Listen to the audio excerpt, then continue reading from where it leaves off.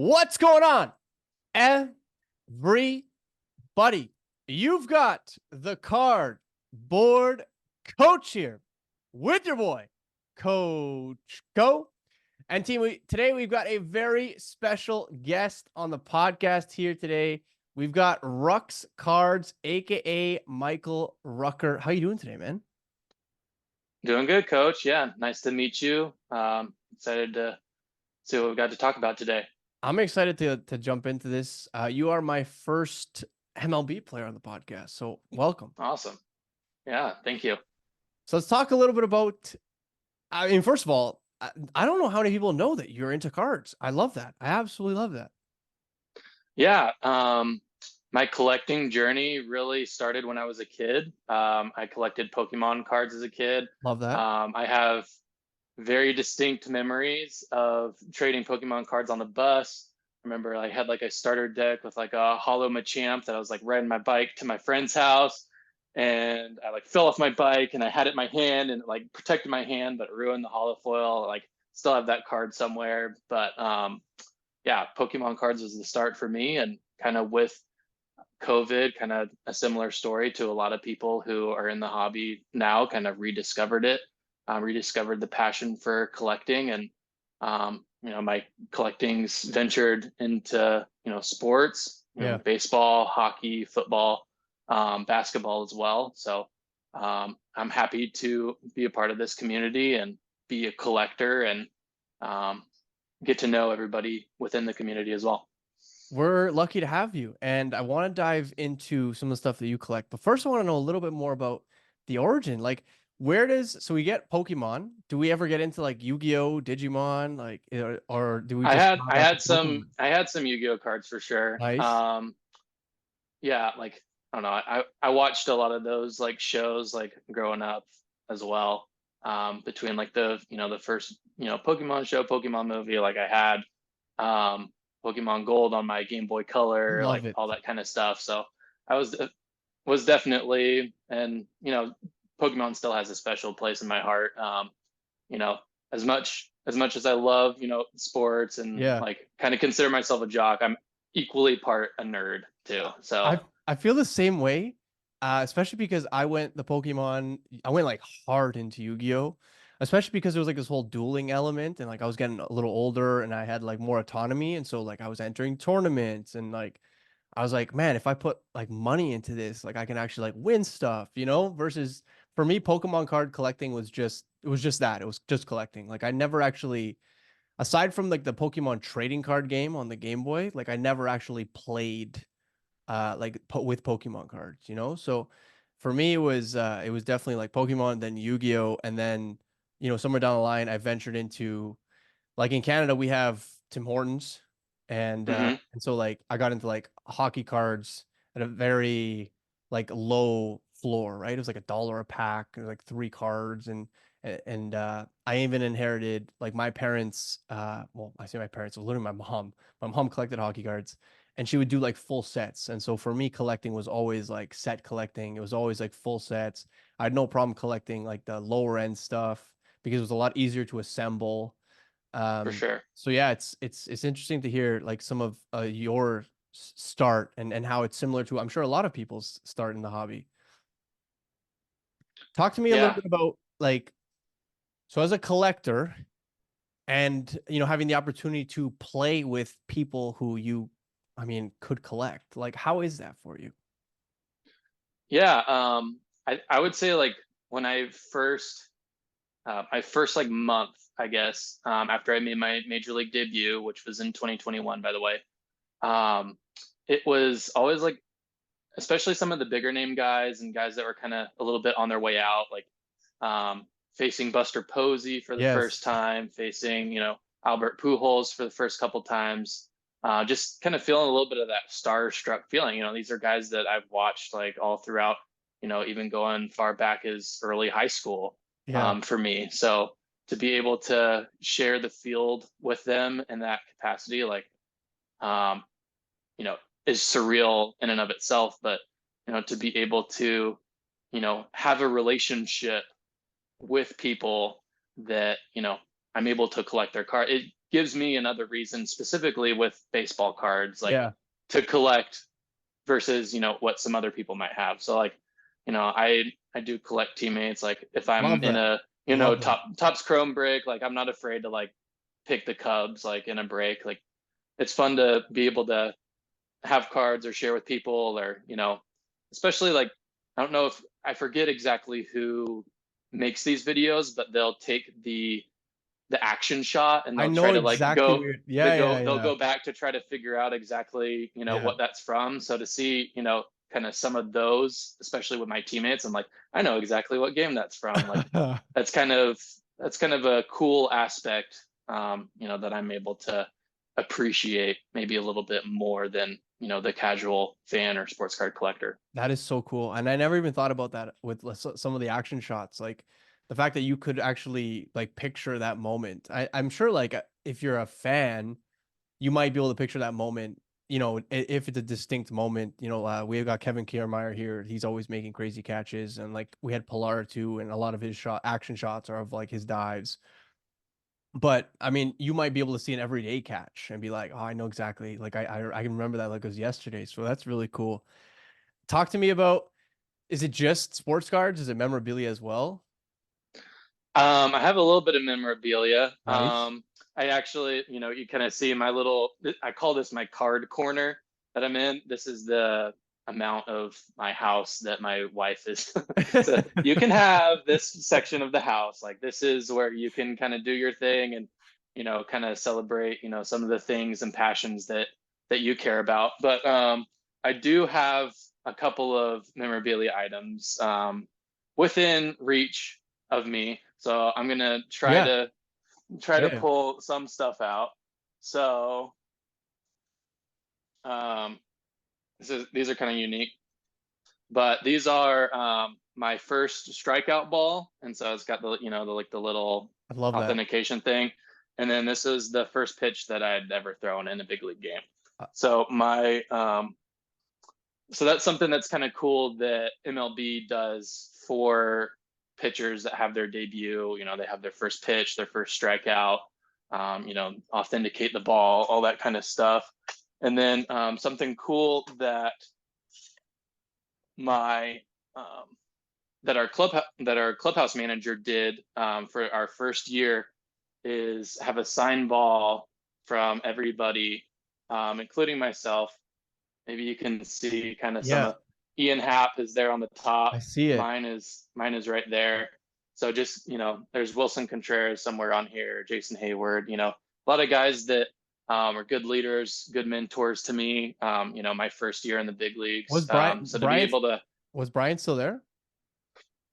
no, so Oh, that's kind of a fun story in and of itself with my debut. That kind of is its own little story. Not sure yeah. if you exactly want to get into it. Yeah, I don't But I'm down if you are.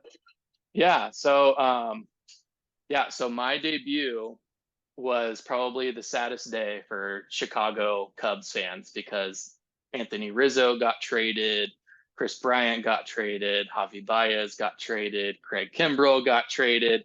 So all these guys that, these fans have, such, you know, intense connections with, to see them all go away, at that time they were, hitting towards the end of their arbitration period, you know, not sure if they're going to resign, whatever.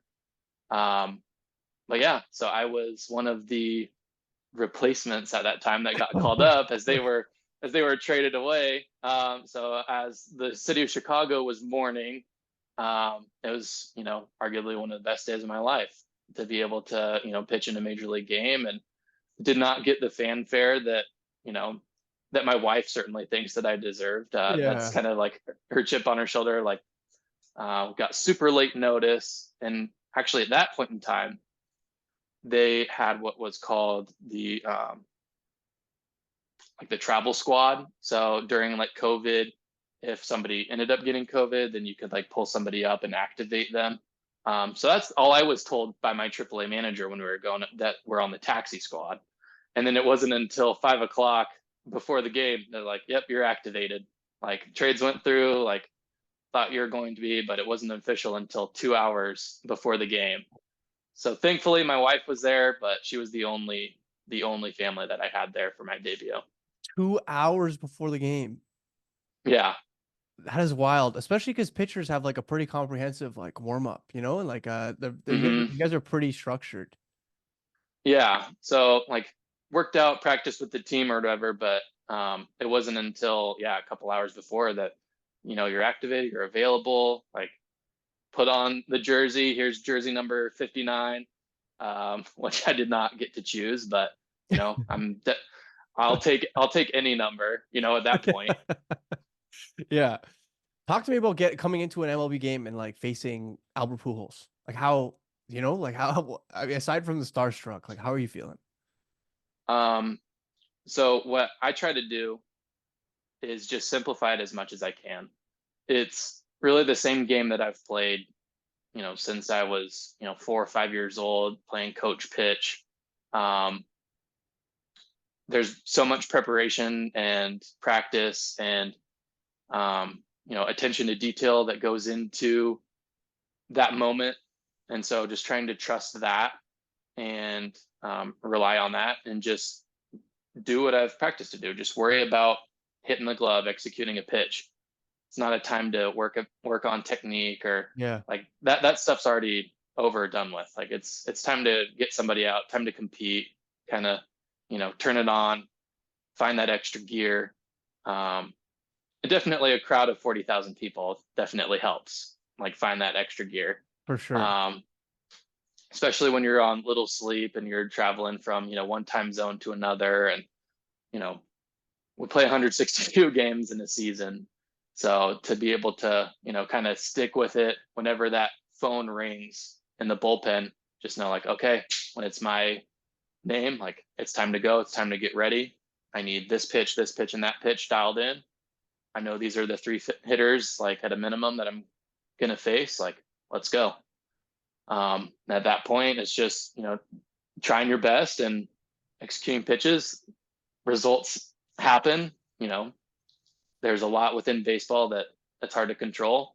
You could have a bad day and good results, or a good day and bad results. So that's kind of what makes the game of baseball so beautiful. Is everybody on any given day has a chance, which is great for fans to be able to see, and it gives all of us who thinks we've made it, or times are good. It can be a humbling experience sometimes.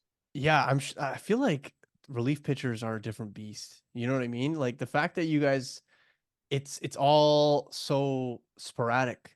Like you talk about being prepared, and of course you have to be prepared, and this is like decades of you honing in on your craft and being like the best version of you that's kind of led you to this point, and this is why you have these opportunities in the first place, but you have no idea like when you're going in there, like you could be the setup man in the sixth or in the fifth or whatever, but like if your pitcher has a bad day, like you're out there in the second or in the third, right? Like it's Uh like huh.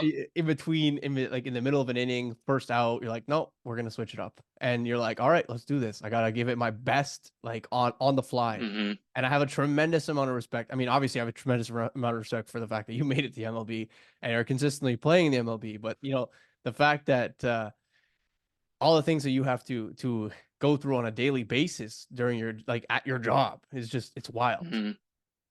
Yeah, it's easy to get like, I guess, the thought or whatever that it's only 3 outs. You've only got to get 3 outs, but you have to get 3 outs right when I tell you to, regardless of whether you're ready for it or not. So you try And to when be on your toes ready, but it's hard to stay locked in for 9 straight innings. And we try to get a read on the game, try to keep things light in the bullpen with the guys and conversations, but you can kind of get a read, and when the starter's going good or it's not going good, and all hands on deck kind of situation. But yeah, um, every day is a new challenge, and you know that's kind of what's beautiful about it too, is you can have one bad day and you're like right on the mound the next day. So that's kind of the beauty of being a relief pitcher, is being able to kind of right your wrongs pretty quickly, as opposed to a starter having to wait 5 days to really mull it over, think about Yeah. it in their midweek bullpens and all that. But Yeah. Talk to it is me. a different animal for Oh, for sure. sure. For sure. How about, so I mean, do you collect prospects? Do you collect like Cubs prospects? Do you ever like go down and see like maybe like your boys that you used to be with in the minors, or guys that you're like, "Oh, I think he's a little special." Yeah, so I think when if I was coming up, I would have a lot better like tell on Yeah. that. Yeah. But with where I'm at, AAA big leagues, it's hard to keep your pulse on the guys that are, those hidden gems, hidden treasures. Like, That's true. um, I'm a little more, disconnect. I think the Cubs have, a great infielder in Matt Shaw. I think he's going to be something special.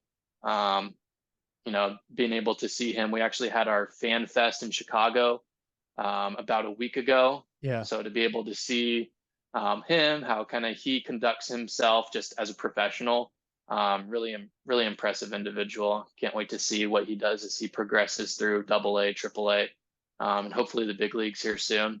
Um, but yeah, there's guys that if I'm ripping open a packs and see like, oh, I played with this guy, like That's it's kind of a it's almost like a reminder, almost like flipping through a yearbook, yeah. but way more current. And you're like, Yeah. oh, they're in this jersey now. Um, with being a reliever, guys usually sign shorter term contracts Yeah. and kind of bounce around a little bit more too. So it's harder to kind of keep in touch with all those guys, but at the same time, like you're in the trenches with them, like you kind of have that shared bond. So to be able to rip a pack and see, guys you think about, kind of takes you down memory lane a little bit. Yeah, for sure, man. I mean, between the being able to see the action shots and like the actual people on the cards, I feel like ripping baseball cards would be like a hell of an experience for you. Yeah, for sure. But you also collect other things. And one of the things that you and I Yes. talked about specifically is hockey cards. And I want to know Right. how you got into hockey cards because there's nothing wrong with it because I love hockey. Uh, but it's just not every day that I talk to There's an MLB yeah, pitcher that collects hockey cards. So talk to me a little bit about that. exactly. Yeah, so I think my love for hockey in general started with the Seattle Kraken, coming into town. There's just a large amount of hype, and I've got a brother-in-law who was a Blackhawks fan, grew up in Chicago, but lives, close to us now. So I, paid attention to this hockey thing and going to a number of games. Like I can say without a doubt, as a fan, it's one of my favorite sports to watch in person. There's just the amount of action, following the puck. I've learned a lot about just the game and how to follow it, and obviously like the different players that are popular and that are Yeah. doing well, and some of the teams, some of the history of the game. So the Kraken coming to Seattle was definitely a catalyst for that. And as a collector already, you know, seeing that hockey cards are, one of the more affordable Yeah. sports in terms of like what to rip, and seeing like, you know, Upper Deck, Series One, like that was last year's Series One with like Matty Beniers. Like that was kind of like the first product that I was like, okay, like I'm gonna be starting to chase like Kraken cards in I here, love that. like try to get some Matty Beniers. Like obviously, like he was, um, you know, the rookie trophy winner. Yeah. Um, Calder, don't but worry. I got you. the Calder, Yeah, yeah, I got you. I knew Calder, but I didn't want to say it and get it wrong because there's so Don't many worry. other trophies Don't worry. like Don't Norris worry. Trophy and Yeah, whatever, blah yeah. blah blah. Listen, you've So already gained my still very respect new for to it. being you already gained my respect for being a hockey fan, so we're good. Yeah, thanks. Yeah. But yeah, so and being on Whatnot and kind of going into some breaks, like I found like Money Moose breaks, which she does like an amazing job. Like I got into a couple breaks of the cup and like hit some big cards. Like Nice. so between the Kraken having early success in breaks, it was like, okay, like this is awesome. Upper Deck does such a good job with like patches and Yeah. game use stuff. Um, So between Upper Deck as a product, watching hockey in person, having players that I'm excited about and a team that I can root for, just has continued to fuel my enjoyment and love for hockey. I love that. Kraken patches are nasty too, man. Like they've quickly become like one of the I think Blackhawks patches are probably top. And then for me, it's like maybe either Predators or Kraken that would probably come second, just because if you hit like that eye, that would that's a disgusting patch. For sure. Absolutely. That's awesome. What did you hit? I hit so it's a little bit unfortunate, the whole Kirill Kaprizov situation with his rookie Oh, cards the in the cup, sticker. because he's the only guy that's got a sticker. Yeah. So I hit a tribute RPA. So it was like the 0506, like Yeah. the Sidney Crosby, Alex Ovechkin like look to it. Yeah. Out of 10. And it has an absolutely like sick patch to it. I'm gonna pull it out for you. This guy's got it with him. I do. I was so as part of like the CubsCon experience, I was able to bring a sports card vendor to CubsCon. So it was the first time that they had sports cards at this fan fest, which I thought was like actually pretty wild that they didn't have um, sports cards there I to know. begin with. Yeah. But it was such a big hit. I was able to do some breaks with it's his name's Brad, but he's with Underground Case Breaks. He's been breaking on Facebook for a really long time. Probably since like 2016. So kind of the early days of considered the Breaking. early days of Yeah. online breaking. Yeah, But yeah, for sure. That's early. um, but that is Nasty. it with a wild Nasty. patch. Number to Kaprizov, 10. number to 10. It is, yep, number 2 out of 10. I don't know if it's focusing in, but I see it. Yeah, yeah. that's nasty. So that was a Money Moose exclusive pull from her. So yeah, between that Kraken and everything in between, kind of fueled the excitement and chase for really cool hockey cards. I love And that. really excited to be able to chase Bedard cards here with Series 2 coming up. Everyone. Every single, yep. Have you seen what the SP is doing right now? It's bananas. I saw your most recent little Instagram reel on it. It's yeah, And just just for context, the McDavid in a PSA 10 is probably like $600, like, and so there's a lot of people who have been collecting hockey cards for a while that are like, what is going on with this card? Like, and I don't know if it's because there's so many people who are excited about Bedard and like it's like his only card in a Blackhawks uniform. The fact that it might just be a perfect storm. The fact that it's so early, the fact that he looks as good as he does at 18, the fact that the population on that card is probably going to be pretty low. It'll probably be less than 100 by the time the dust settles, based on the fact that it just doesn't grade well, and and the fact that there's just not a ton of them out there. I have no idea what's going to happen with that card, but I every time I see a completed sale over, I mean, quite frankly, like 2K and up, I'm like, this is bonkers. Like, it's bonkers. I don't even know what. And the fact there's going to be a 1-of-1 chase during Series 2 for his rookie, like I can't even imagine if that thing is pulled, yeah, or they when they that thing is started pulled. putting 1-in-1s in those Upper Deck like flagship sets, which is awesome. Yeah. So We'll see what happens. Team, you heard it here first. He's going to be competing with you for series for the 1-of-1 Bedard. So you better get ready. I love it. yeah, we'll Do you have see. do you have any of your own stuff, like cards wise?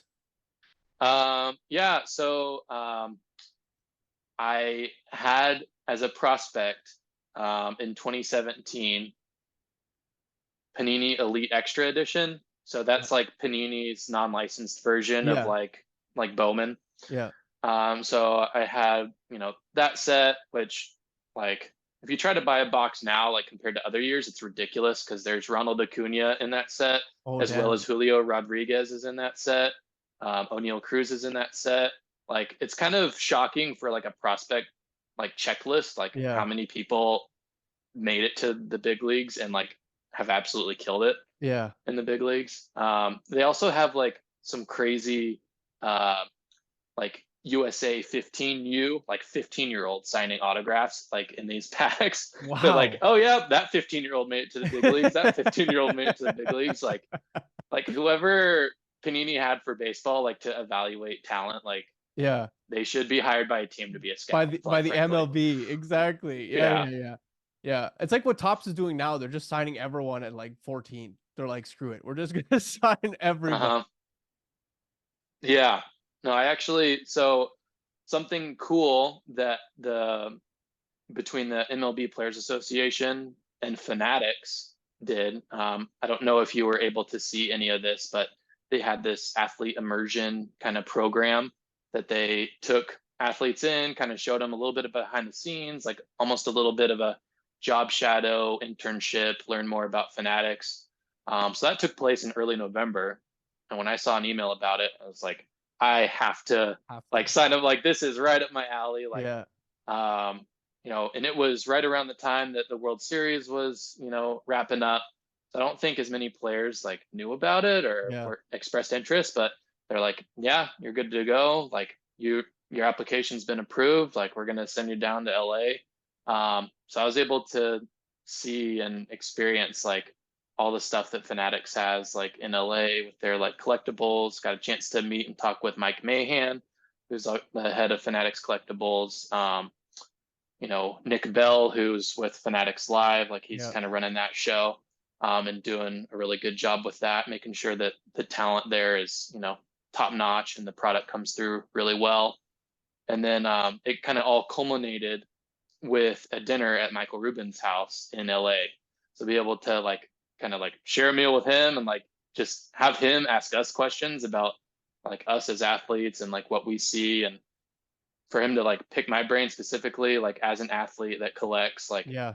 like what kind of draws me, like some of the same questions that you're asking me, like to be able to kind of answer, facilitate those, like, was once kind of a once in a lifetime experience to be able to meet with somebody who has that much influence over the hobby and the direction that's going, especially with all the licenses that they're going Yeah. to be acquiring. Um, as it's incredible what Fanatics and what they're doing like with athlete relationships, and you're seeing that with the LeBron Yep. James and Bronny James cards. You're seeing that with the Tom Brady stuff. um, so I think that's definitely his secret sauce is the athlete relationships. Dude, it sounds like you're living the dream. Like you're playing in MLB, they're bringing you along for the your hobby too. It's like a match made in heaven on both sides. Yeah, and that's something that I've wanted to do more of is kind of turn this hobby and passion of mine like into a business, like take it, you know, kind of those relationships that I've been able to um, build and the networking that I've been able to have, to be able to create something cool out of that, whether that's a hobby shop, whether that's, um, you know, creating content, whatever it might be. Like, that's something that I'm very interested in going forward. I love that, man. The rookie debut patches, they just started last year, and now a good chunk of rookies are, debut. Actually, every rookie's debuting now with a sleeve. Do you wish that happened to you? Like how cool would that be? Yeah, that would have been pretty cool for sure. I was a couple years too early for that, but at the same time, like I wouldn't trade my my 2 years of For sure. big league time and service for a patch card. But um, yeah, it's a really cool thing to have, and to see athletes, other players like post cool things about like when they sign certain cards, Yeah. or I think um, I wasn't sure if you did a video on MJ Melendez and like Yeah. him with his like Yeah. Topps Dynasty stuff. Yeah. Yeah. Yeah. Um, so to be able to see just more athletes as they, get involved in signing and realize like the hype that's there in the hobby. Like I'm hoping that more people do get interested and want to collect, yes, their own stuff, because it, means a lot to them personally, kind of as an accomplishment, but to collect other people as well. Yeah, there's so many athletes at this point across so many different sports. Like Giannis has shown his collection off. You got like MJ, Melendez. You've got Bobby Wood Jr., who's like very like the partner with PSA. Julio, who's like constantly showing off cards. Corbin Carroll too. Um, Hmm. AJ Dillon has a dedicated card page. Like there's just so many athletes that are, I think, like truly passionate about, like Cole Anthony's massive Pokemon collector, like there's just so many athletes. And as someone who has watched sports his whole life, played sports not obviously to a competitive level like you guys, but to have the ability to share something with people that you watch on a regular basis, who you admire, who you respect. I think it means a lot to, not just myself, but like people in the market. The fact that like you're so accessible and that like there's something that connects all of us is just like it's surreal.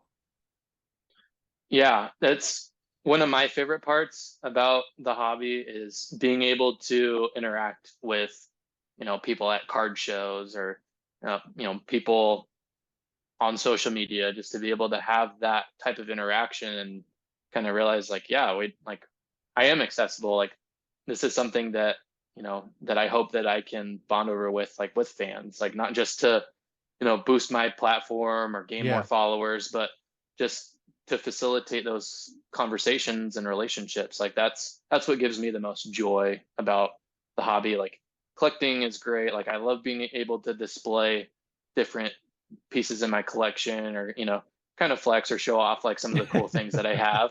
Like that's part of it for sure. yeah, of There's a course. reason why In cards your go for corner, six in your figures. corner. Yeah, yeah. Like let me take you to my corner and show you my collection. um yeah, but just to be able to kind of have those, conversations, interactions, and meet with people and see people at shows that you've done deals with, or that's what it's all about. I think it's just a way for like us as humans to bond over something, like to get closer to another, and something besides just staring or scrolling through an Instagram thing. Like to be able to go out there, have something tangible that you're connecting with people with is just it's awesome. I couldn't agree more, man. Michael, brother, I want to thank you so much for jumping on here. How can more people, pitch you Kraken cards, or like if they have a Bedard, or another patch card you might be interested in, or maybe they just want to talk to you about the MLB experience. Where can they contact you? Where can they, maybe they want to buy your jersey? Like, why don't you just plug yourself here? Go for it. Yeah, for sure. So I do have a separate dedicated Instagram that I'm slowly trying to build. Obviously, training, getting prepared for another season is number one priority. But Of course. behind that, something that with my free time that I want to be able to do is kind of build that page and kind of get myself out there. But my Instagram page for card collecting is rucks_cards. And so that's probably the best spot to reach me to, whether to facilitate or ask about any trades, or, hockey stuff, baseball stuff, pretty much any sport. I've got a pretty good knowledge base on all those different sports, and have my different players that I PC for sure. Um, but yeah, I'm looking forward to growing that, and I appreciative of the opportunity to be able to talk with you and meet you, and it's been fun hanging out today. It's been my pleasure, man. Team, I hope you enjoyed this week's episode of the Cardboard Coach. Please go follow Rucks_cards, and all the information will be down below. Thank you so much for joining us. I hope you guys have a wonderful rest of the day. Coach Co and Michael Rucker are out of here. Peace.